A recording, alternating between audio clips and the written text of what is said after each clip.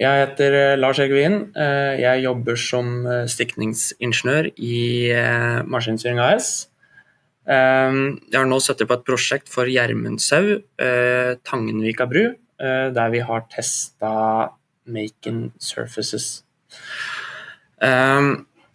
Så da skal jeg gå fort gjennom prosessen, hvordan vi har behandlet, tatt ut data og litt av nytteverdien vi har hatt da, på den nye loggen. For å hente ut data så bruker vi samme serveren som vi vanligvis bruker, og her har vi prosjektlista vår. Jeg velger da korrekt prosjekt, trykker videre på Asbuilt, og så har vi fått opp en ny avhukingsboks her, der vi har overflater. Og på lik linje med resten så kan vi velge hvilket system vi ønsker å laste ned fra. Og da kan jeg velge for eksempel den. Og her ser vi da det som er logget, siste opplasting på server. Og i det tilfellet her så ønsker vi å ta ut bunnlaget, som da er en sammensatt modell av det djupeste maskinen har vært.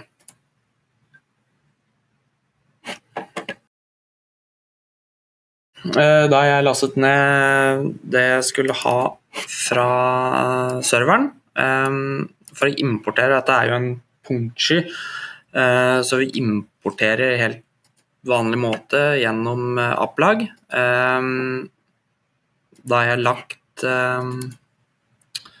den LAS-fila i måledataarkivet våres.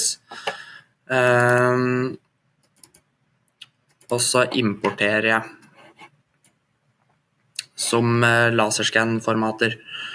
Det er ikke en klassifisert punktsky, så det er på en måte ikke noe mer vi får gjort eller hentet ut av informasjon fra den.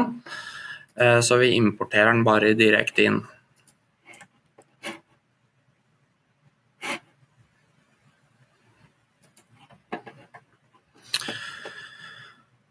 Sånn ser da den ut.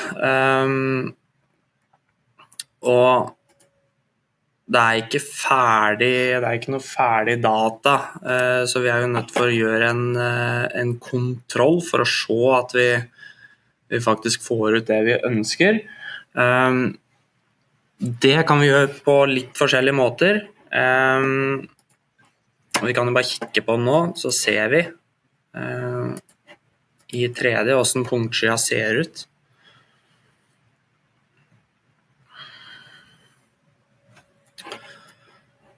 Her har vi da punktskya vår, som da er det djupeste som har vært. Akkurat dette området her, det er ute i Mjøsa, så hele dette feltet her er under vatten.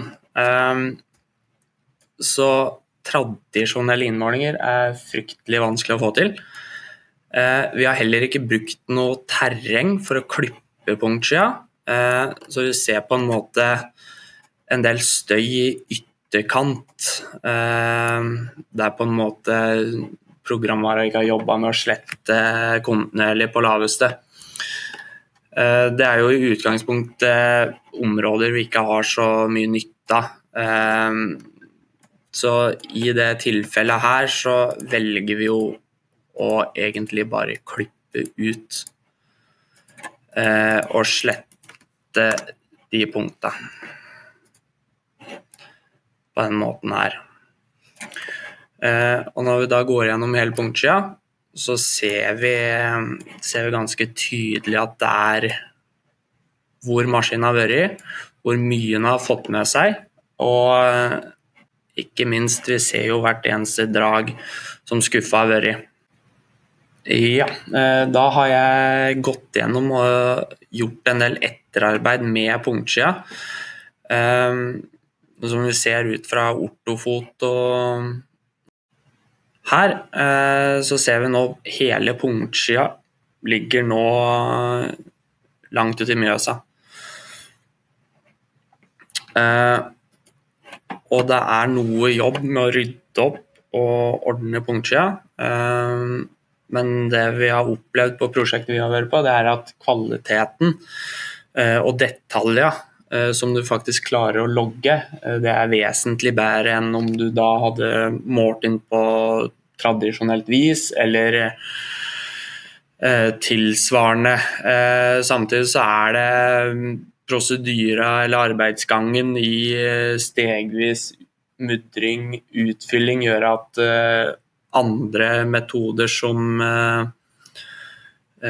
bruk av båt og så videre, det lar seg ikke gjøre på noe praktisk måte.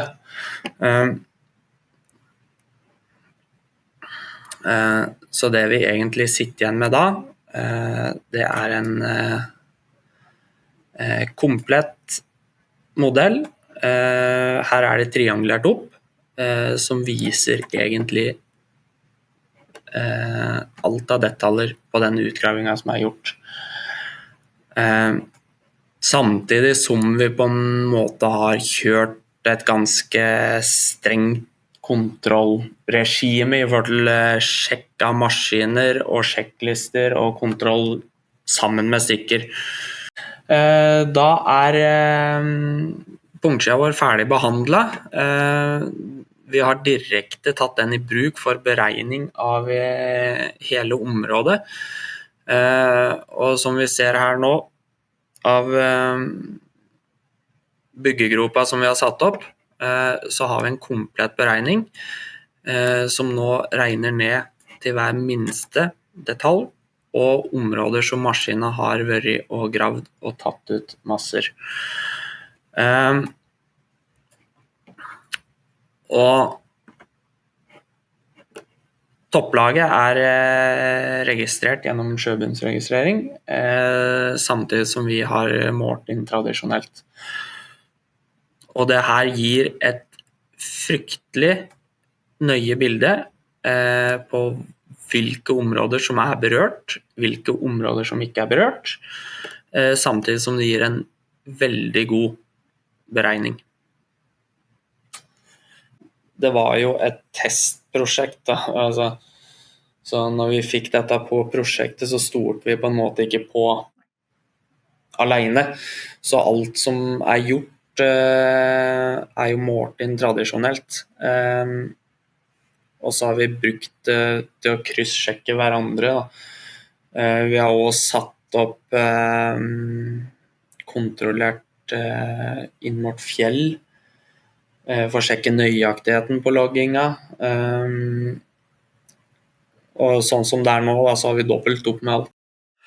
Du måler med skuffa, altså du setter ned skuffa og så måler du. Ellers så går du for sjøbunnsregistrering da. Det var jo det de ønsket ned på her. Men du startet jo innerst her, og så mudret du samtidig som maskinen jobbet seg utover. Så på en måte prosessen med bruk av båt, det utgår, for det gir ikke noe effekt, eller funker ikke da. Så den beregningen her da, hele dette feltet her, det tilsvarer røftlig 10 000 kubikk. Differansen på tradisjonell og bruk av make in surface, det utgjør par hundre kubikk. Så i utgangspunktet da, så jo ikke resultatet i seg selv noe oppsiktsvekkende forskjell, men du har på en måte større trygghet i at det riktig da, og at du får med deg alt. Fordi typisk innmålinger med maskin, da måles det, og det kan gjerne måles mye, men det måles ikke nødvendigvis i et system som gagner en beregning da, eller detaljpunkter som på en måte nødvendig for å få hele bildet av flata som gravd ut. Så det vi har sett på prosjektet her, det at innmålinger det gjør ofte at du mangler en meter kontra det som tatt ut. Og da det typisk at det graves, og så ser de det at du skulle tatt med en skuffe til, og så glemmer du å måle inn på siste. Samtidig som i området her så har vi forskjellige felt. Vi har blant annet en ekstra utgraving for spunten, for hele fronten her jo spunta.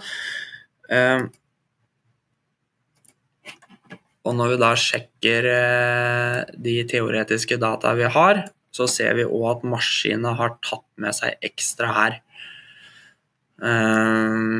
der spunten går. Og det ser vi egentlig bortover hele. Det ikke store differansen, men det noe. Videre i prosjektet så har vi fryktelig mye masseutskift. Det jo ned til et nivå som du ennå ikke vet. Det jo hovedsakelig ned til hardere masser eller fjell som vi graver. Som dere ser i bakgrunnen nå, så jo rødt, det jo punktsky eller loggen fra maskinen. Sammen med innmålte punkter, for på hele prosjektet her så ting logget tradisjonelt med maskininnmålinger, også sammen med stikker. Og det som veldig typisk i områder her som i ytterkant, det at innmålinger gjerne blir gjort en halvmeter, en meter inn, som gjør at både dokumentasjon og fyllingsforlengelsen av linja her ned til masseutskriften blir feil. Så det eneste vi sitter igjen med i utgangspunktet da, det sjekklister gjort på maskin. Men i tilfellet her har vi brukt surface-loggen, som logger nøyaktig i full bredde der maskinen har vært, som fryktelig fint å ha, både i forhold til dokumentasjon og i forhold til at entreprenøren skal få ut korrekt mengde for jobben som gjort. Samtidig som det gir en kontinuerlig kontroll for den som sitter inne, der den faktisk har muligheten til å sjekke hvor maskinen har gått, hvor bredt den har vært, tar den ut for mye, tar den ut for lite. Så jeg skal vise litt hvordan det her ser ut i tverrprofiler. Yes, da har vi tatt inn den behandlet punktskia vår inn i tverrprofilet. Og sånn som vi ser her, så har vi hele banefyllingen her, og så har vi masseutskiften da skravert i underkant. Så det vi ute etter, da, det for det første så vi nødt til å ha kontroll på kubikken, hvor mye som lastet ut. Samtidig så vi interessert i å verifisere og dokumentere at fyllinga eller masseutskiften utført under hele fyllingsflata vår. Og det får vi jo dokumentert gjennom tverrprofilet her.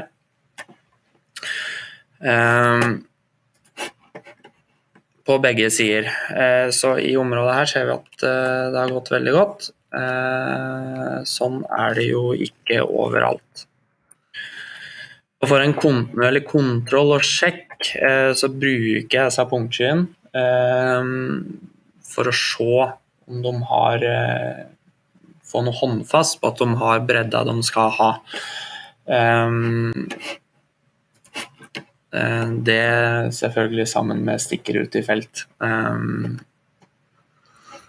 Men da vet vi at de områdene som berørt, de har vi kontroll på i form av en punktsky.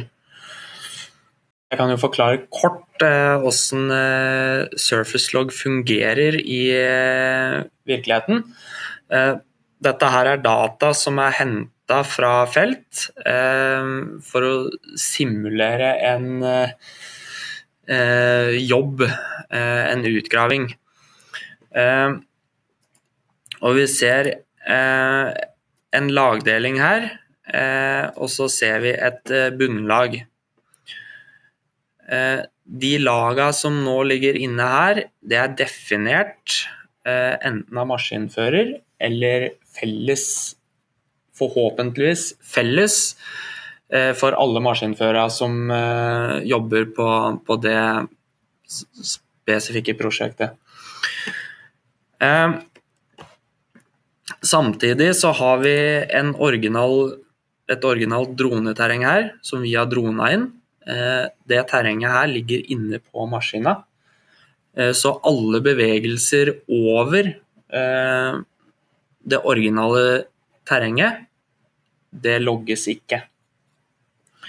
Så det vi sitter igjen med da, det alt som gjort under original terreng, og etter den lagdelingen som gitt. Så her ser vi det logget inn et vegetasjonslag. Det logget inn et jordlag. Og så til slutt så får vi et bunnlag. Bunnlaget det en sammenføyning av alle lag som ligger over. Så uansett hva du gjør og roter og tuller med ute i felt eller i maskin, så sitter du alltid igjen med bunnlaget. Og da gir det seg selv at lagoppbygging, andre ting som foregår over bakken, over det nivået du har vært, det logges jo ikke. Så det må jo måles på andre vis eller måter.